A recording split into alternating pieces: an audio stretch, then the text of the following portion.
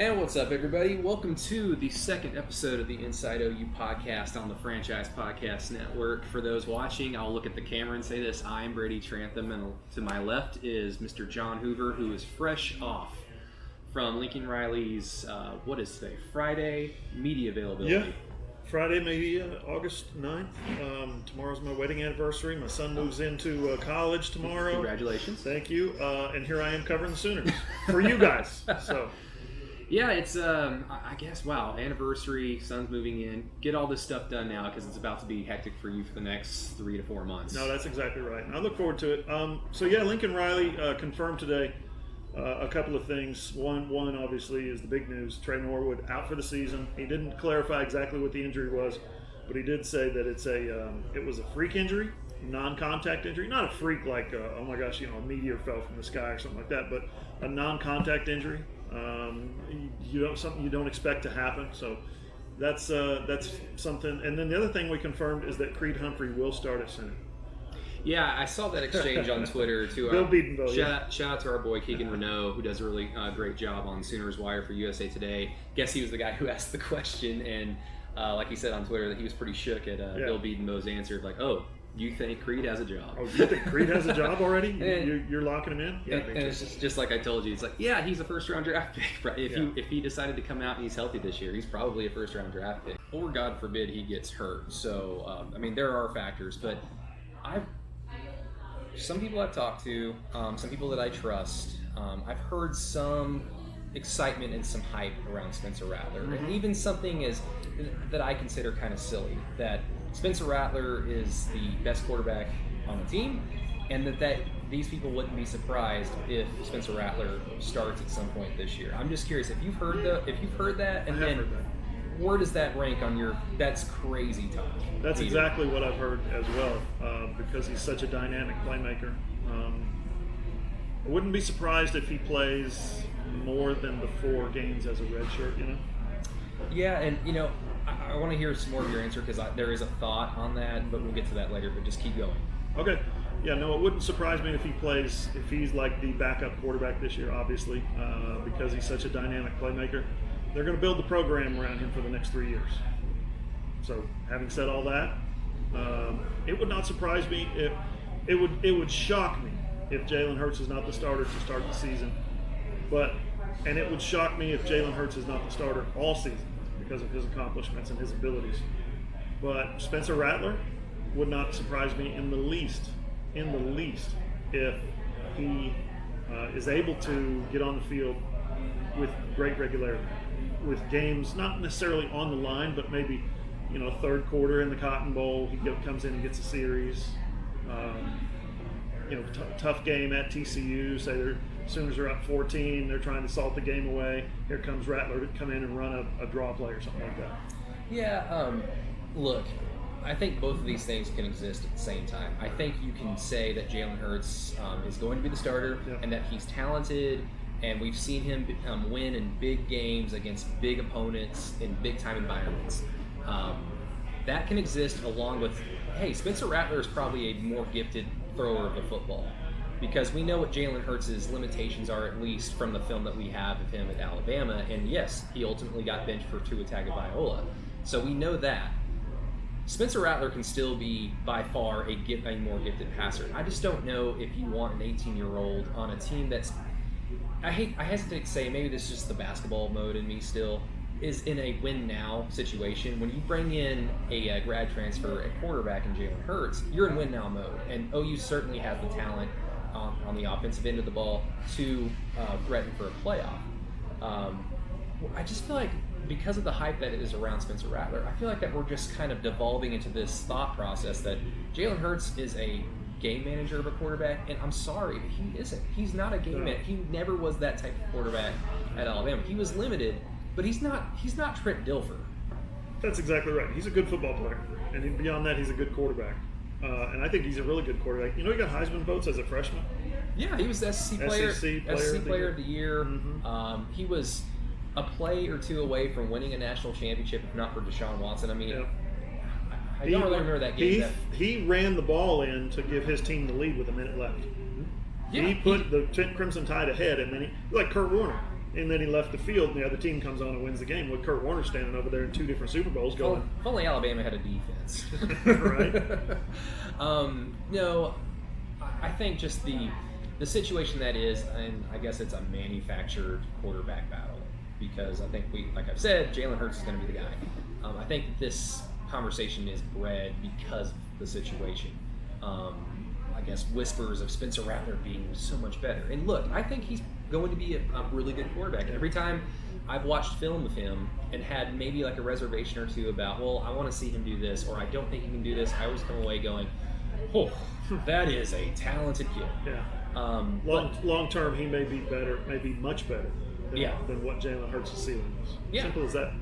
But you did write a really nice piece on the franchiseok.com, which if you haven't checked it out, please check it out. It's on the franchiseok.com, like I said, but it really gives if you can't find it, just click on the Hoover tab. There you go.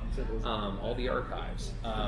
But it just really gives you a good picture of the type of grinder, leader, and teammate that Jalen Hurts is. And I don't want to throw his teammates under the bus, because I'm going to assume that they were specifically asked about Jalen Hurts. Now, if they were asked about Tyler Mordecai or even Spencer Rattler, I'm sure they'd have glowing things to say about them, because they are their quarterbacks, they are teammates. But you really get the sense that Jalen Hurts is just special in terms of his leadership. Maybe he doesn't have it all that you need out of a Lincoln Riley offense as a thrower, as a passer, but he seems to have that edge that maybe a Baker Mayfield had, that maybe a Kyler Murray had, in terms of players gravitate towards him and players respect him.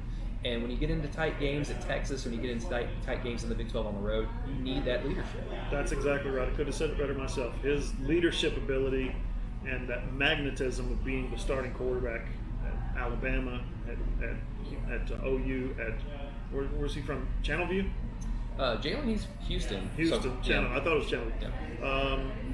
Yeah. I'm going to have to check my memory now. I mean, he always wears like Astros hats. Right, but he is a guy that has that special quality, that special leadership quality that guys, like you said, gravitate to. And not only that, but he puts with it the mentality of a coach's son. And not only that, but he puts with it the mentality of blue-collar work ethic. Like, I'm talking, like you said, gritty grinder, a guy who's going to call you up and say, I need to get some work in. Will you, receivers, will you come out and work with me?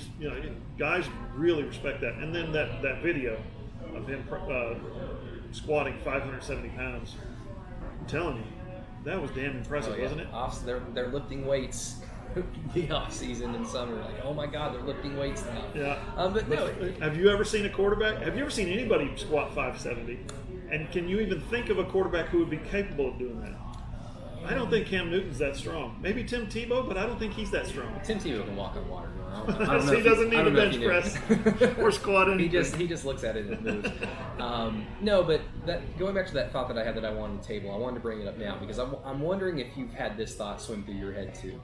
Because we've seen when Lincoln Riley has an offense and he's got a quarterback room that includes more than one very capable and talented player. He's got that right now. He's got a specific talent in Jalen Hurts.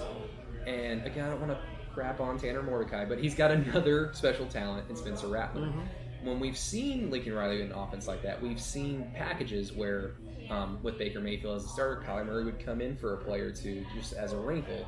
We saw that in the Ohio State game. We saw that in the Rose Bowl. We might have, I can't remember if we saw it in another game exclusively because I think outside of those two examples, Kyler just came in during garbage time. But I can just see it. I can see third or fourth play of the Cotton Bowl against Texas. You've got Jalen Hurts in the shotgun and Spencer Rattler. And then depending on who gets it, dictates the play. But Spencer Rattler, of course, has some athleticism. I don't know how game fast he is in D1 football just yet.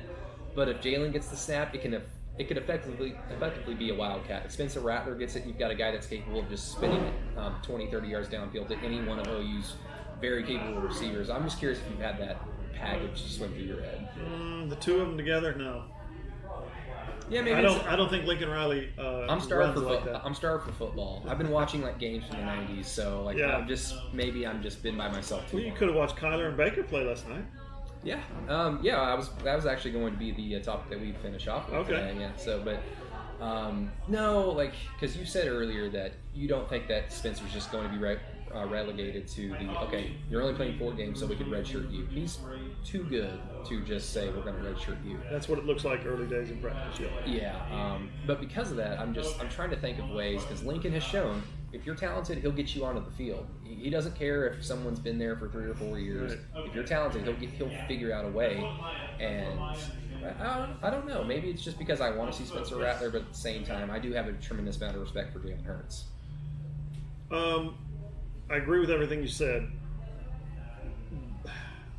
Are you thinking Rattler's going to play? Is going to take reps from Jalen Hurts? Is that where you're going with this? I mean, call it what you want, because in the Ohio State example, Baker Mayfield had an injury, and I'm like, for those that aren't watching the video, I'm doing the air quotes. He had an injury, and then the camera happened to zoom in on his face, and he smiled really hard. And then we see Kyler Murray out there, and then Baker comes back out like, oh, everything's fine. Yeah. I just have to think, with as much as we're hearing about Spencer Rattler, Lincoln's going to figure out a way to get him out there in some type of. It's not even trickery. I mean, it's gamesmanship, but you've got to get your talent out there, and it just seems like that we're heading into that direction. Yeah, I'm not of the school of thought that he's going to take reps from Jalen in terms of, hey, we need Spencer Rattler specifically to do this because he's better at this package than Jalen is. I do think that they will design a package for him. Especially with the idea that he's young, he's a true freshman, he just got here, he's only been here for a month. I think that on the whole, he's going to play a lot, but it's going to be a very designated and specific thing, I would think. I don't think Lincoln is of the mindset that let's get creative with our future quarterback. No, I guess at the very least, of what we see of Spencer Rattler, if we see him this year, I mean, for all we know, we may not. But if we get to see him, I don't think it's just going to be relegated to, okay, it's garbage time, throw him out there. No, I think there's going to be something more. And what that is, I don't know. I'm just trying to throw crazy stuff out there. But I know you don't have that much time. You got to get back to the station or Tulsa. Tulsa, yeah. We're doing the show in I'm starting to think maybe I should just go to Oklahoma City and do the show from studio tomorrow. What do you think? I mean, with Chisholm and Colby just like, oh my God, you're here. Yeah, we do that. That's pretty frequent. You exist. You're not a disembodied voice. Right. No, yeah. So tune into The Drive from 6 to 8, Monday through Friday. It's always good stuff. And John, you do a short drive video, which is awesome. I love it. Check that out on the franchiseok.com, John's YouTube channel. But yeah, before we get out of here, there was some OU football news in the professional ranks last night with Baker Mayfield and Kyler Murray. Both only had one drive. I watched both of those drives. At the same time? No, back to back. I was about to say. I was really invested last night. I watched 2 drives. There you go. We didn't learn that much from Kyler. But I disagree. Okay. I disagree. Okay, let me hear your take first. Okay. Cliff Kingsbury didn't know. You can see it out there on the practice field when they have those scrimmages. You can see things. You can think you identify things. But when you put them in the stadium and the lights come on and it's prime time and it's a national television audience and the defensive ends who are on the other side, I know they weren't the starters for the Chargers, but they're trying to win a job. Those defensive ends are trying to win a job, and they're trying to take his head off. And he's 5'10", 190, 205, whatever it is. They're trying to knock the hell out of Kyler Murray. And they were incapable of doing that in one drive. And you want to see what, it was a perfect situation for Cliff Kingsbury to evaluate. Kyler Murray's very first snap in the NFL, preseason or not, was backed up to the 2-yard line.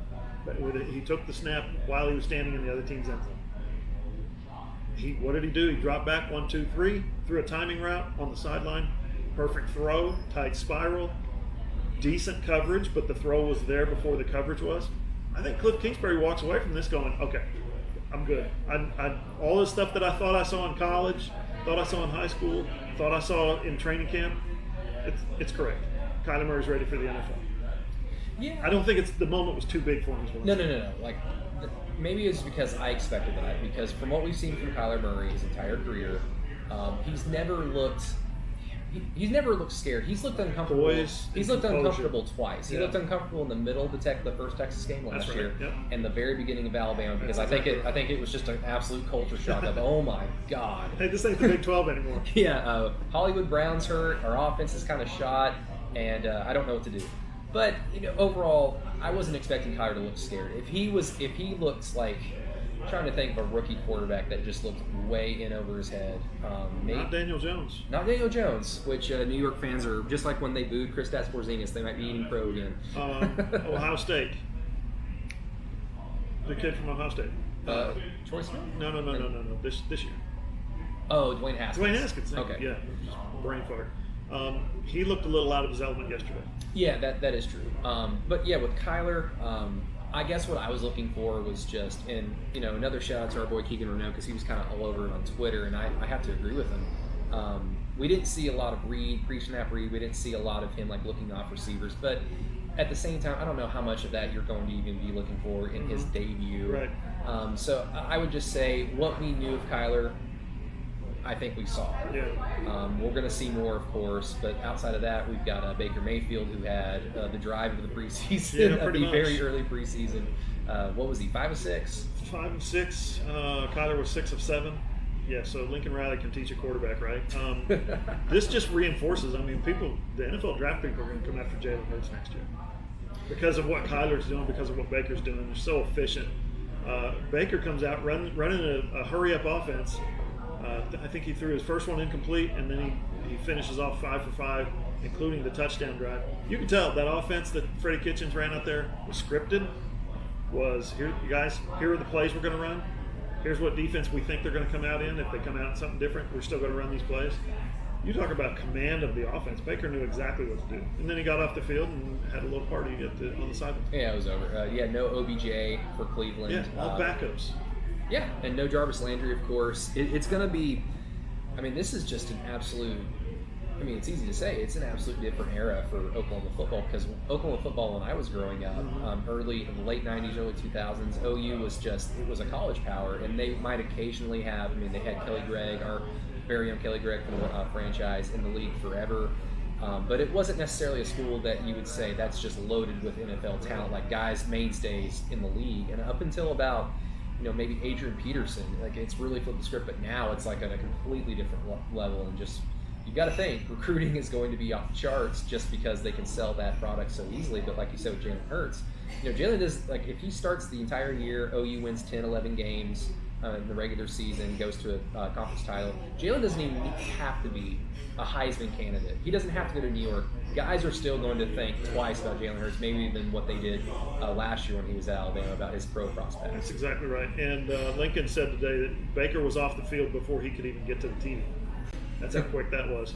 And then he said he saw Kyler's drive, and he didn't talk to either guy last night, he said, but he talks with them or texts with them at least once a week. He couldn't be more proud of their continued progression, their evolution into the NFL. And he said it absolutely is a massive recruiting tool. When you can show guys, not only did I produce the Heisman Trophy winner, not only did I produce the #1 overall draft pick, and they're making $30-40 million a year in their first contract, but they're good at what they do. Baker was almost Rookie of the Year. Kyler showed in his first game that the NFL's certainly not too big for him, and he's poised for success. So, very exciting times, I'm sure, for Lincoln Riley in the recruiting process. Yeah, I meant to double check and see who that defensive end was that crashed down on Kyler Murray, and then Kyler just ran right around him. I'm just curious. I'm just betting, like, he probably thought, "Oh my God!" You know what Lincoln said? He said that play, he gets out of there, spins out, throws the ball on the run, just remarkable play. Lincoln said today. Seen that before. Certainly, and OU fans they're going to miss that, but of course Jalen Hurts has some talent, and we're still a few more weeks away from OU's first game with Houston. But John, I know you're busy, you need to get out of here, so I'll let you get out of here. So thank you so much for coming down to Norman, and then also shout out to we're in a much better location than my vehicle. Shout out to Blue in Norman. It's my favorite watering hole. I came here a lot during college, and on an unrelated note, I don't remember a lot of college. So thank you so much to Blue for letting us record here. We might have to do this a few more times. Absolutely. Here. And John, any more final thoughts before we get out of here? And then my last little announcement about the podcast. Oh, I can't wait to hear your announcement about the podcast. I don't know. I know we haven't talked about it yet. Not so much. My YouTube channel is going to have videos of Lincoln Riley, Bill Beedenbow. They came in today.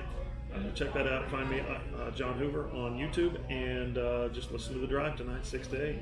Yeah, so with the announcements, I'll tease it a little bit, and as we get closer to Monday, people will know more and more about it, but we will have more than a featured guest, probably the third horseman of this adventure that we're doing with the Inside OU podcast, that we're both very excited about, and I can tell you guys you're going to be very excited to hear who it is. Who's going to be joining us in a lot of segments, a lot of episodes moving forward as we get closer to football season. Somebody that's plugged into the program, probably even more so than John is, and John is the guy for OU football, as you all know. So we're excited about that. So I'm just here for the hors d'oeuvres. So hopefully everybody subscribe to the podcast. We've got a lot of good traction early on. And shout out to the franchise for the Franchise Podcast Network, which you've been living under a rock for the last week. We've got, in addition to Inside OU, we've got my other podcast, OKC82, for all your Thunder stuff. Chisholm Holland, Colby Powell, Andrew Gilman do All In for your sports betting, sports gambling needs. First episode was already up. It's really, really good. And Sam Mays, the popular guy in the market, has his own podcast, Unfiltered, Raw, and Uncut. And I know a lot of people are excited about that. And then, of course, I got to say it, Jerry Ramsey has a podcast too. So. But yes. Jerry has a podcast? I know. Had to do it. They'll give anybody a podcast. It was in the contract. If the podcast network was going to exist, I had to give Jerry something. So, I don't know. I'm just kidding. Subscribe to all the podcasts. They're all free. Great content. Don't subscribe to Jerry. We're all very excited about everything moving forward. And everybody... thank you for subscribing and listening to the Inside OU podcast. We're excited about it, and until next time, which will probably be Monday without John, but with that new host to the podcast, we will talk to you then. But everybody, have a great day. See you guys.